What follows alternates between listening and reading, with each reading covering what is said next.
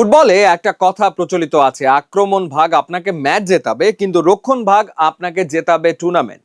আর সেই রক্ষণের শেষ প্রাচীর কে? গোলকিপার।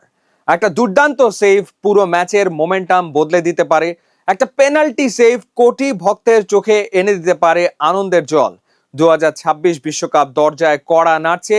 ক্লাব ফুটবল আর জাতীয় দলের সাম্প্রতিক পারফরমেন্সের উপর ভিত্তি করে আজকে আমরা কথা বলবো এমন 5 জন গোলকিপারকে নিয়ে যারা এবারের বিশ্বকাপে গোল পোস্টের নিচে হয়ে উঠতে পারেন এক একটা চীনের প্রাচীর। তালিকার শুরুতেই আছেন দিবু খ্যাত এমিলিয়ানো মার্টিনেজ। বড় মঞ্চে কিভাবে জ্বলে উঠতে হয় তা মার্টিনেজের চেয়ে ভালো খুব কম গোলকিপারই জানেন। ক্লাব দল অ্যাস্টন ভিলাকে চ্যাম্পিয়ন্স লিগে কোয়ালিফাই করানো থেকে শুরু করে প্রিমিয়ার লিগে নিয়মিত ক্লিন শিট রাখা মার্টিনেজ আছেন ক্যারিয়ারের সেরা ফর্মে। আর আর্জেন্টিনার জার্সিতে তিনি কতটা ভয়ঙ্কর তা তো টাইব্রেকারে প্রতিপক্ষ স্ট্রাইকারদের মনস্তাত্ত্বিক লড়াইয়ে বোঝা যায়। 2026 বিশ্বকাপেও আর্জেন্টিনার ডিফেন্সের মূল ভরসা তিনি। দিবুর শক্তির জায়গা শুধু তার দুর্দান্ত রিফ্লেক্স নয়, বরং তার অকুতোভয় মানসিকতা। গত কয়েক সিজনে উনাই এমেরির অধীনে অ্যাস্টন ভিলাকে প্রিমিয়ার লিগের শীর্ষ 4-এ ধরে রাখতে তিনি প্রতি ম্যাচেই 2 থেকে 3টি নিশ্চিত গোল সেভ করেছেন। বিশেষ করে হাইলাইন ডিফেন্সে বক্সের বাইরে এসে সুইপার কিপার হিসেবে তার পারফরমেন্স এখন বিশ্বমানের।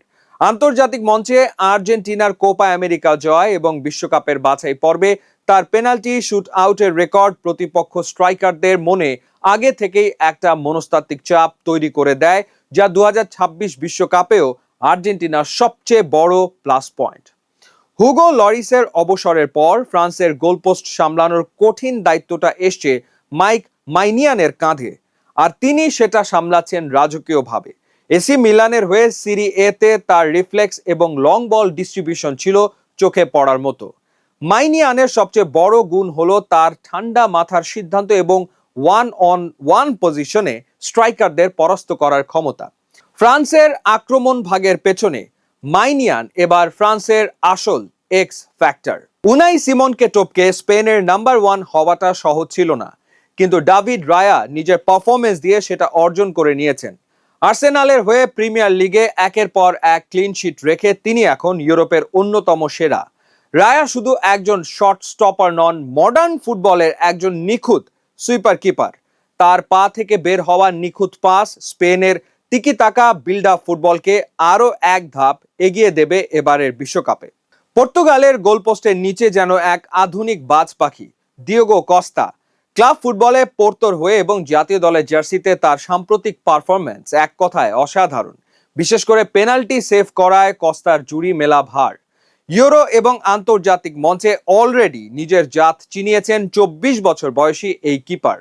ক্রিস্টিয়ানো রোনালদোর সম্ভাব্য শেষ বিশ্বকাপে পর্তুগালের স্বপ্ন টিকিয়ে রাখার বড় দায়িত্ব থাকবে এই তরুণ প্রাচীরের ওপর। 5 নম্বরে আমরা নির্দিষ্ট একজনকে রাখতে পারলাম না, কারণ লড়াইটা ব্রাজিলের 2 মহাতারকার, অ্যাডারসন এবং অ্যালিসন বেকার। ম্যানচেস্টার সিটির হয়ে অ্যাডারসনের পায়ের কাজ এবং লিভারপুলের হয়ে অ্যালিসনের অতি মানবীয় শট স্টপিং ক্ষমতা বিশ্বজুড়ে সমাদৃত। জাতীয় দলে যেই গ্লাভস পরুন না কেন, সাম্প্রতিক ফর্মে দুজনেই বিশ্বসেরা। ব্রাজিলের হেক্সা জয়ের মিশনে এই গোলকিপার জুটি হতে পারে সেলেসাওদের সবচেয়ে বড় শক্তির জায়গা। ট্যাকটিক্যাল দিক থেকে বিচার করলে এই দুজন গোলকিপার 2 ভিন্ন ঘরানার সেরা উদাহরণ। ম্যানচেস্টার সিটিতে পেপ গার্দিওলার সিস্টেমে অ্যাডারসন কার্যত একজন মিডফিল্ডারের মতো পাসিং খেলেন, যার 70 থেকে 80 গজের নিখুঁত লং বল সরাসরি অ্যাসিস্টে রূপ নেয়। অন্যদিকে লিভারপুলের জার্সিতে অ্যালিসন বেকার হলেন বিশ্বের সেরা 1-on-1 ব্লকার। লিভারপুলের ডিফেন্স যখনই ভেঙে পড়েছে, অ্যালিসন প্রাচীর হয়ে দাঁড়িয়েছেন এবং তার এক্সপেক্টেড গোল সেভ করার অনুপাত ইউরোপের সর্বোচ্চ। ব্রাজিলের হেড কোচের জন্য এই দুজনকে রোটেশন করে খেলানো মধুর এক সমস্যা, যা বিশ্বকাপের মঞ্চে ব্রাজিলের গোল পোস্টকে করেছে সম্পূর্ণ নিরাপদ। আধুনিক ফুটবলে গোলকিপাররা আর কেবল লাইনের ওপর দাঁড়িয়ে থাকা কোনো শট স্টপার নন, তারা ম্যাচ বিল্ড আপের কারিগর, ডিফেন্সের নেতা এবং চাপের মুখে দলের সবচেয়ে বড় মানসিক ভরসা। 2026 সালের এই মেগা মঞ্চে এই 5 দেয়ালের যে কোনো একজন হয়ে উঠতে পারেন নিজ দেশের মহানায়ক, আবার সামান্য একটা ভুলেই চুরমার হয়ে যেতে পারে কোটি ভক্তের বিশ্বকাপ স্বপ্ন।